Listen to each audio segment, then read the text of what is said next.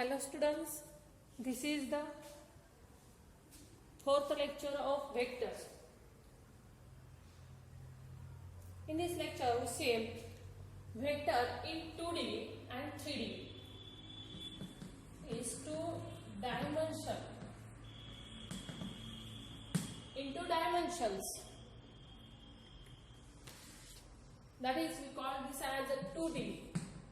2D means in a plane. Plane मध्ये vector कसा define होतो पहा. प्लेन मध्ये आपण डिफाइन करूयात any two lines if they lines are intersecting or parallel असं आपण हे प्लेन डिफाइन केलेले पहा. म्हणजे एका आपल्या प्लेन मध्ये एक तर त्या दोन लाइन्स ह्या पॅरलल असतात किंवा इंटरसेक्टिंग असतात. थर्ड कंडिशन प्लेन साठी लाइन्सच्या मी सांगता येईल. टू लाइन्स पॅरलल न घेता आपण जर दोन लाइन्स अशा घेतलेल्या असतील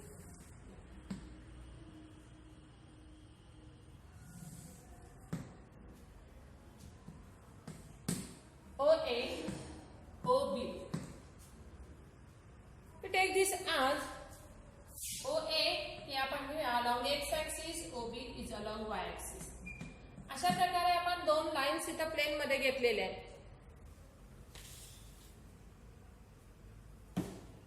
OA या लाइन वरचा या ही एक डायरेक्टेड लाइन सेगमेंट आहे किंवा एक डायरेक्टेड लाइन आहे. यावरती आपण एक पॉइंट आपण घेतलेला आहे किंवा आपण संख्या रेषांच्यावरती प्लॉट करत असतो का तुम्हाला माहिती आहे. आता मला यावरती काय करायचं आहे पहा. For example in X Y plane let M च्या व्हॅल्यूज आपण घेतले 1 0 and n is a 0 1. M काय घेतलेला आहे 1 0 and n is a 0 1. then we draw a parallelogram. आपण parallelogram कंप्लीट केला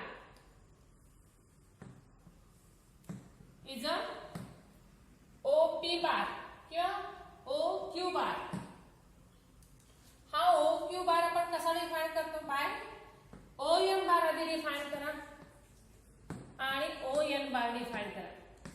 ON बार हा कुठे आहे. OM bar lies along x axis and OB bar lies along y axis. then OM bar is OM बार या x axis वरचा जो unit vector आपण define केला आहे लेंथ इज 1 युनिट आणि हा काय असतो तर हा स्टँडर्ड मानतात I बार I कॅप और सिंपल I. आणि y एक्सिस आपण हा कन्सिडर केलेला आहे. यावरचा OM हा युनिट वेक्टर आहे and this is can be written as j cap, j bar or only j. thus OM bar हा कसा डिफाइन 1 into I कारण आपण वेक्टर डिफाइन करत असताना कसा डिफाइन केला त्याची magnitude into unit vector and ON bar is a j cap. आणि मग आपल्याला OQ बार हा वेक्टर जर डिफाइन करायचा असेल तर तो कसा डिफाइन करतो by using parallelogram law I bar plus j bar. thus OQ बार हा जर वेक्टर 2D मध्ये डिफाइन करायचं किंवा Q हा पॉइंट 2D मधला डिफाइन करायचा असेल तर Q चे कोऑर्डिनेट्स तुम्हाला सांगता गेले तर 1 1 आहे. कारण Q पासून x एक्सिस वरती परपेंडिक्युलर ड्रॉ केला तर या परपेंडिक्युलरची हाईट 1 आहे which is y कोऑर्डिनेट आणि y एक्सिस वरती परपेंडिक्युलर ड्रॉ केला तर त्याची लांबी आहे पहा 1 युनिट आणि which is the x coordinate. म्हणजे Q चे कोऑर्डिनेट्स आहेत 1 1 आणि OQ बार काय डिफाइन केला I बार प्लस j बार. हे आपण कुठे डिफाइन केलं होतं त्याच पूर्वी आपण डिफाइन केलेले बघा. यानंतर आपण जाऊया पुढे जाऊया. एक वेक्टर घेतला आपण अलॉंग x एक्सिस समजा त्याची लेंथ असेल 3I बार 3 असेल तर x एक्सिस वरचा तो वेक्टर कसा डिफाइन होईल 3I कॅप आणि y एक्सिस वरचा जर पॉइंट घेतला 1 2 3 4 इतक्या डिस्टन्स वरचा आपण काय करतो मॅग्निट्यूड आणि डायरेक्शन कशी दाखवणार हा I bar j bar k बार. पण इथंच क्लिअर करूया I bar j bar k bar are the unit vectors along x axis y axis and z axis. आणि मग 3I बार हा इथे 4j बार हा पॉइंट हा वेक्टर आहे. हा इथं पर्यंतचा ही जी डायरेक्टेड लाइन आहे ती काय आहे 3i बार. या वेक्टरला नाव आपण दिले 3 4j बार. आणि मग या दोघांच्या मुळे जो पॉइंट इथं तयार होतो इज अ टाइप 3, 4. आणि हा जो पॅरलोग्रामचा डायगोनल आहे इथे आपण डिफाइन करूया आता OP बार. तो कसा डिफाइन होईल is a 3i bar plus 4j बार.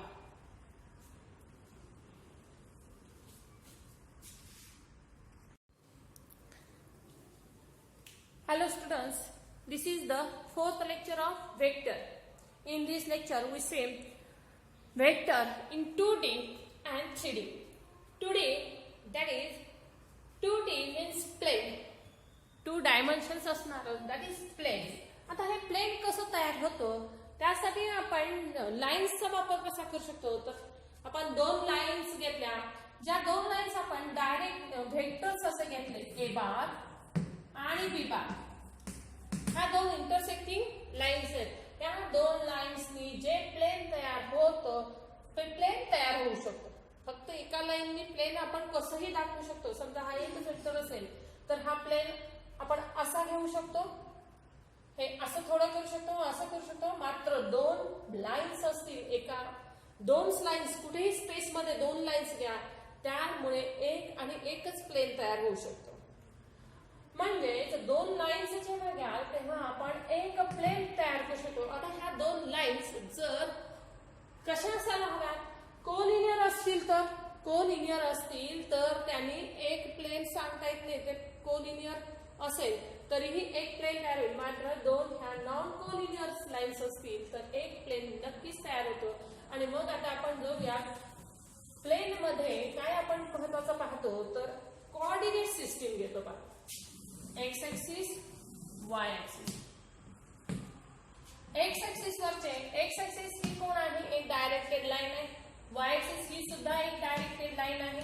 आता या लाईन वरचे युनिट व्हेक्टर्स लाईन आहे, युनिट व्हेक्टर्स आपण इथं मांडूया OM आणि ON. 1 युनिट अंतरावरचे आपण युनिट व्हेक्टर्स डिफाइन करणार आहोत I बार आणि J बार. हा झाला unit vector, that is magnitude is 1 unit. आणि डायरेक्शन काय सांगताय I, म्हणजे काय घेणार along X axis I bar is a unit vector. हे स्टँडर्ड आहे. Along Y axis J cap, J bar or only single J असंही म्हटलं तरी चालतं. These are the unit vectors. A bar, B bar, C bar हे unit vectors म्हणून घेत नाही. कोणते घ्यायचे आहेत I, J, K. आणि मग आपल्याला पुढे जाऊया. त्याच्या पुढे समजा मी या लाईन वरच्या 3 अंतरावरचा म्हणजे 3 डिस्टन्स घेतलेला आहे. मग हा OP मांडला, मग OQ घेऊया. OQ बार हा काय डिफाइन होईल, OQ ची लेंथ किती आहे, OQ बार कसा डिफाइन आहे, लेंथ 3 आणि त्याच्यानंतर युनिट व्हेक्टर कोणता आहे I बार. म्हणजेच OQ bar is nothing but a 3I bar. Similarly OR घेऊया आपण 3, 4 युनिट अंतरावरचा OR बार ही याच पद्धतीने डिफाइन करा. काय होईल, किती अंतर डिस्टन्स आहे, किती युनिट्स आहेत 4 आणि याची डायरेक्शन कोणती आहे J. आणि म्हणून OR bar is nothing but a 4J बार. आता आपण हा काय करूयात, कंप्लीट करूयात पॅरलोग्राम. काय करूयात, P या पॉइंट पासून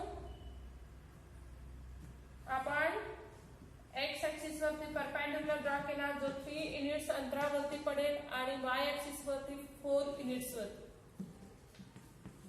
अँड दिस डायगोनल हा डिफाइन करता येतो आपल्याला. हा कसा डिफाइन कराल, OP बार कसा डिफाइन कराल, बाय पॅरलोग्राम ला. काय, OQ bar plus OR bar. That is OP बारला मी जर कोणताही एक वेक्टर सपोज R बार म्हटला तर R bar can be defined as 3I cap plus 4j cap. या पद्धतीनं 2 डायमेन्शन्स वरती आपल्याला व्हेक्टर डिफाइन करता येतो. आता आपण हे डिस्टन्स कसं घेतलेलं आहे तर एक समजण्यासाठी 3 आणि 4 याकडे घेतले.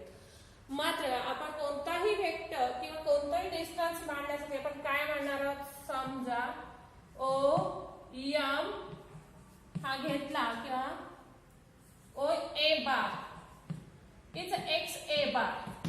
एक्स हा कोणताही एक कोएफिशिएंट घ्या, रियल नंबर आहे, सायन्स त्याचं हेच असेल असं आहे. O B bar is Y B bar. Then R bar किंवा ओ पी बार हा डिफाइन कसा होतो. Is O A bar.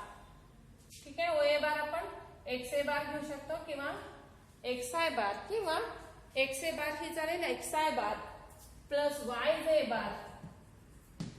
Then r bar is equal to xi bar plus yj bar. This is the representation of vector in a plane.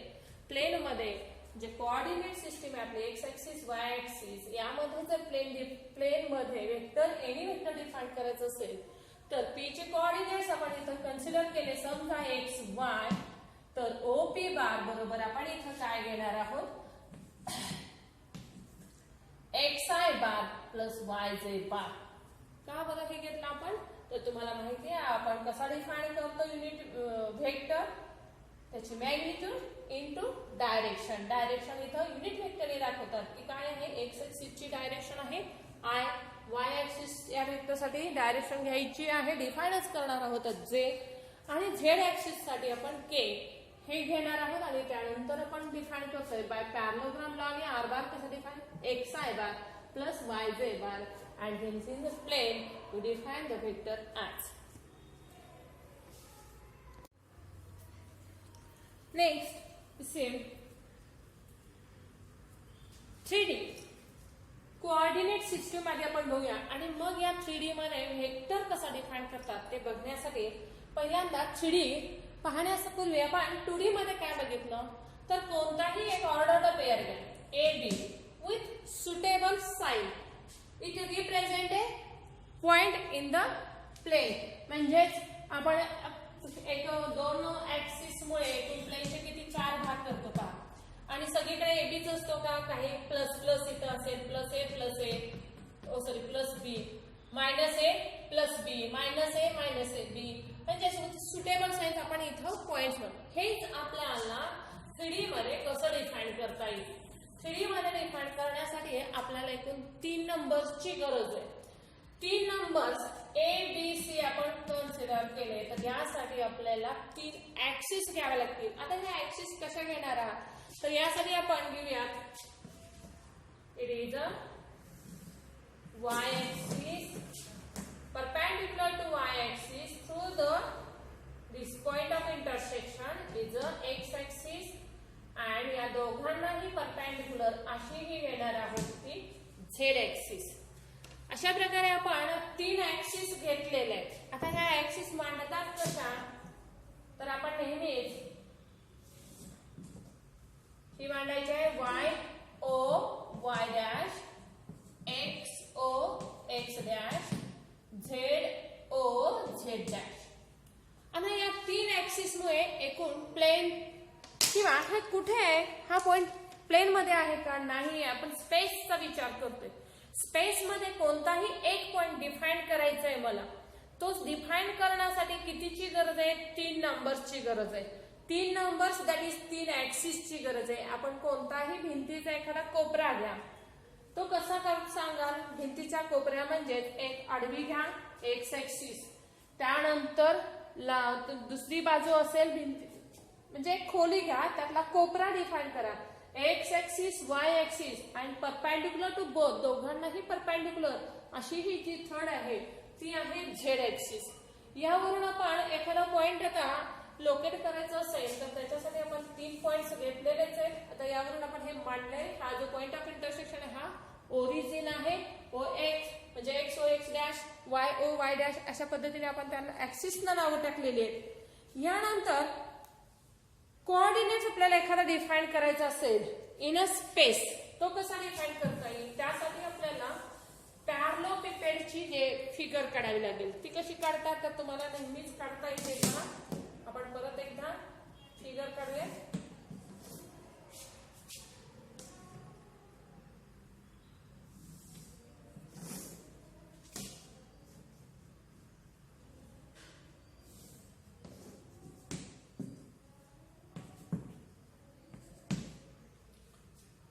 काय आहे हे, जरी आपण plain वरती चित्र काढत असलो तरी आपण स्पेस मध्ये विचार करायचा आहे. स्पेस मध्ये म्हणजेच या खोली घ्या, तिचा कोपरा हा ओरिजिन असेल. एक्स ऍक्सिस, वाय ऍक्सिस आणि ही जी हाईट आहे खोलीची ही म्हणजे झेड ऍक्सिस असं कन्सिडर करूयात. आणि मग आता जाऊया आपण एक पॉइंट मी कन्सिडर केलाय पी. पी या पॉइंट पासून जसं आपण एक्स वाय ऍक्सिस मध्ये किंवा कोऑर्डिनेट सिस्टीम मध्ये प्लेन कोऑर्डिनेट सिस्टीम मध्ये काय करतो तो एक्स या पॉइंट पासून एक्स ऍक्सिसला परपेंडिक्युलर ड्रॉ केला. इथं मात्र एक्स ऍक्सिस वरती परपेंडिक्युलर ड्रॉ करायचा नाही तर तो कुठे करायचा आहे की एक्स आहे ही वाय आहे. तर पी या पॉइंट पासून तुम्ही कुठे परपेंडिक्युलर ड्रॉ केला, करेक्ट एक्स वाय प्लेन मध्ये केलेला. आता या पॉइंटचे कोऑर्डिनेट्स मग ट्रिपलेट मध्ये काय असणार आहे. जर पी चे कोऑर्डिनेट्स मी एक्स वाय झेड घेतले तर याचे कोऑर्डिनेट्स मी तुम्हाला नंतर सांगते. इथं आपण पी पासून परत परपेंडिक्युलर ड्रॉ केला, कुठे करूया, कोणत्या प्लेन मध्ये झाला ना, एक्स झेड प्लेन मध्ये. आणखी इथं आपण काय करणार आहोत,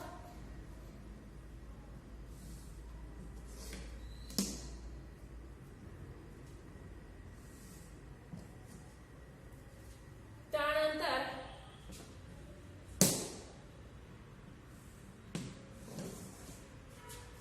ही फिगर तुम्ही यापूर्वी पण अशी काढलेली आहे.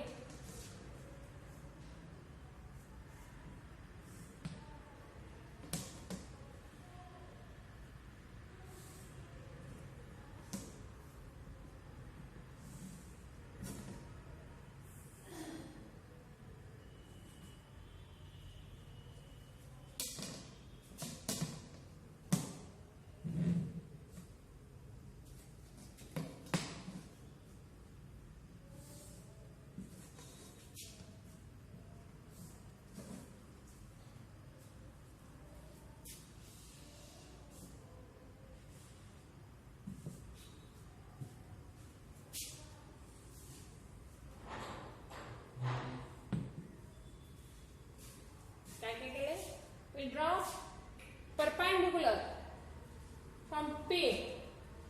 कुठे परपेंडिक्युलर ड्रॉ करायचा आहे आपल्याला, एक्स वाय प्लेन. त्यानंतर आपण हा परपेंडिक्युलर ड्रॉ केला Y Z X Z plane. Perpendicular आणखीन एक आपण इथे ड्रॉ केलाय तो म्हणजे झेड वाय प्लेन वर. आता या परपेंडिक्युलरचे कोऑर्डिनेट्स आपण मांडूया किंवा आणखीन ते लिहूयात. चला, एल एम आणि एल. एल एम एन चे कोऑर्डिनेट्स कसे लिहिता येतील तर त्यासाठी काय आयडिया आहेत पहा. एक्स वाय प्लेन मध्ये कोण नसणार आहे, झेड नसणार आहे. देयरफॉर असे लिहिता येतील पहा, एक्स वाय 0. हा कुठे आहे, एक्स आणि झेड मध्ये आहे म्हणजे याचे कोऑर्डिनेट्स लिहायचे एक्स वाय चे 0 लिहा आणि झेड. हा कुठे आहे, वाय आणि झेड वरती म्हणजे 0 वाय झेड, बरोबर. त्यानंतर अजून आपण कुठे कुठे पॉइंट्स कोऑर्डिनेट आपल्याला मिळत आहेत का बघा बरं. हा एक्स ऍक्सिस वरचा ए, वाय ऍक्सिस वरती जिथे इंटरसेक्ट झाला बी आणि झेड ऍक्सिस ला जिथे इंटरसेक्ट झाला तो सी घ्या. ए चे कोऑर्डिनेट्स हा कुठल्या ऍक्सिस वरती आहे, एक्स ऍक्सिस वरती आहे. जसं आपण लाईन वरती किंवा कोऑर्डिनेट प्लेन वरती कोऑर्डिनेट्स मांडत होतो, एक्स ऍक्सिस वरती कसं लिहायचे, वाय कोऑर्डिनेट 0, तसं एक्स ऍक्सिस वरती स्पेस मध्ये कसं लिहाल, एक्स 0 0 ट्रिपलेट लिहित असल्यामुळे एक्स ची व्हॅल्यू फक्त येईल, बाकीच्या 2 0. सिमिलरली बी 0 वाय 0 आणि सी 0 0 झेड. म्हणजे स्पेस मध्ये कोणताही कोऑर्डिनेट लिहित असताना तो ट्रिपलेट घ्यायचा. आता हा ट्रिपलेट आपण थोडक्यात समजावून पाहिलेला आहे. अशा प्रकारे या पॉइंटचे कोऑर्डिनेट्स आपल्याला डिफाइन करता येतात. आता मला जायचं आहे पी या डिस्टन्स पर्यंत. पी हे डिस्टन्स कसं जाता येईल, तर आपल्याला डायरेक्ट पी मध्ये जाण्यापूर्वी तुम्हाला जावं लागेल ते एल पर्यंत. ओ हा ओरिजिन आहे, O L plus P L is nothing but, इथे ट्रायंगल आपण तयार करू शकतो पहा, ओ पी. आता हा मला व्हेक्टर डिफाइन करायचा आहे. त्यापूर्वी आपण काय काय डिफाइन केलं आहे, तर कोऑर्डिनेट सिस्टीम 3D मधली कोऑर्डिनेट सिस्टीम बघितली. आता यामध्ये हा एकच असा डिफाइन होतो का, हा रियल. एकूण या 3 ऍक्सिस मुळे एकूण या स्पेसचे किती भाग होतात, एकूण 8 भाग होतात. आता त्या 8 पैकी ऑक्टेट तयार होतात. आता ते ऑक्टेट मी इथं सांगत नाही, मात्र तुम्ही पुस्तकात बघा. वरच्या याच्यामुळे आपण जर ह्या अशाच लाईन्स ओढल्या तर आपण एकूण वरती 4 आणि हा एक इथं दाखवताच येत नाही, मात्र पुस्तकात एक फिगर आहे, किंवा आपण ही रिअल मध्ये धरू. आपण आहोत ती खोली 1, त्याला लागून एक्स ऍक्सिसला पलीकडे दुसरी, त्यानंतर x axis Y axis related घेतो आपण झेड ऍक्सिस वरती. तर ही एक पलीकडे भिंतीच्या पलीकडे दुसरी, त्यानंतर तो जर ओरिजिन ठरवला तर आपण आहोत या क्लासरूमच्या या बाजूला 1 3 आणि हे दोन्ही सोडून तिथं कोपऱ्यात एक 4. वरती झाले हे 4 ऑक्टेट. याचप्रमाणे झेड ऍक्सिस खाली घ्या, म्हणजे आपल्या खालच्या तळमजल्यात 1, पलीकडे 1, तसेच अशा प्रकारचे एकूण 8 ऑक्टेट तयार होतात. आपण 3D शिकत आहोत आणि 3D मध्ये कोऑर्डिनेट सिस्टीम सांगण्याचा प्रयत्न इथं केलेला आहे. आता यामध्ये पॉइंटचे कोऑर्डिनेट्स जर पी याला किती कोऑर्डिनेट्स आपण घेतो, ट्रिपलेट घेतो. एक्स वाय झेड असे असतील किंवा ए बी सी असेल तर ए बी सी हे डिस्टन्स कसं मिळवायचं आहे, किंवा हे डिस्टन्स आपण कसं मिळवतो, पी पासून परपेंडिक्युलर ड्रॉन करायचं आहे. ऍक्सिस वरती ड्रॉन होत नाही तर तो प्लेन वरती होतो. आणि मग पी पासून पी एल आणि पी एम परपेंडिक्युलर ड्रॉन केलेत along X Y plane, Y Z plane आणि एक्स झेड प्लेन वरती. आणि मग त्यांचे कोऑर्डिनेट्स आपण इथं मांडलेले आहेत पहा, एक्स वाय 0, कारण हे प्लेन कोणता आहे, एक्स आणि वाय आहे. झेड ऍक्सिस इथं काहीच संबंध येत नाही, प्लेन आहे हे. आणि मग इथं थर्ड कोऑर्डिनेट इथला 0 येईल. कोण 0 येईल, झेड, कारण झेडचा संबंध नाही. इथं कोण आहे, वाय आणि झेड आहे, आणि म्हणून इथं कोण नाही या प्लेन मध्ये, एक्स नाही. तसंच इथंही एक्स आणि झेड आहे, वाय नाही. आणि म्हणून या पद्धतीने आपण याचे परपेंडिक्युलर जिथे पडले त्याच्या या पद्धतीने, आणि ऍक्सिस वरती जेव्हा पॉइंट येतो तेव्हा आपण कसं घेतलंय, तर फक्त त्या लाईन वरचाच, म्हणजे एक्स ऍक्सिस असेल तर एक्स 0 0, वाय ऍक्सिस असेल तर 0 वाय 0, आणि झेड ऍक्सिस असेल तर 0 0 झेड.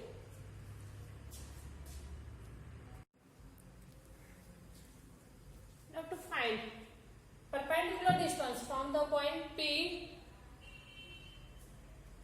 P या पॉइंट पासून आपल्याला परपेंडिक्युलर डिस्टन्स काढायचा आहे. That is distance of P from x Y plain. आपण कुठल्याही ऍक्सिस वरती परपेंडिक्युलर ड्रॉ केलेत का, इथं नाहीत. आणि देअरफॉर P या पॉइंट पासून आपण कुठे परपेंडिक्युलर ड्रॉ केलं, एक्स वाय प्लेन वरती ड्रॉ केलं असेल तर हे डिस्टन्स कसं काढतात, तर आपण त्यापूर्वी जरासा हे बघूया. हा पॉइंट असेल, या पॉइंट पासून आपल्याला परपेंडिक्युलर ड्रॉ केला तर कोणतं, आपण एक्स वाय हा घेतला पॉइंट आणि या परपेंडिक्युलर ड्रॉ केला तर ह्या परपेंडिक्युलरची हाईट काय ते कुठं परपेंडिक्युलर ड्रॉ केला, एक्स ऍक्सिसला, तर आपण ही घेतली वाय. आणि वाय ऍक्सिसला परपेंडिक्युलर ड्रॉ केला तर हे डिस्टन्स आपण घेतो एक्स. तसंच इथंही घ्यायचं आहे, कुठं परपेंडिक्युलर ड्रॉ केले आपण, एक्स वाय प्लेन वरती परपेंडिक्युलर ड्रॉ केलाय. ही हाईट आहे आणि ही डिस्टन्स आपल्याला शोधायचं आहे. हे कुणाशी इक्वल असणार आहे, तर हे असणार आहे, ही कोणती ऍक्सिस आपण कन्सिडर केलेली आहे, झेड ऍक्सिस. आणि मग हे पॅरलल आहे झेड ऍक्सिसला आणि देअरफॉर मॉड ऑफ झेड. तसंच perpendicular distance of P from x Y वरची जसं आपण शोधलं तसंच एक्स झेड प्लेन वरती हे डिस्टन्स कसं असेल, इज अ मॉड वाय. बघा बरं कसं असेल हे बघा, एक्स झेड हे प्लेन, यावरती परपेंडिक्युलर आपण इथे ड्रॉन केलेलं आहे. पी एन हे डिस्टन्स म्हणजेच कुणाशी पॅरलल आहे, वाय ऍक्सिसशी, म्हणजे हे डिस्टन्स म्हणजेच इतकं असेल.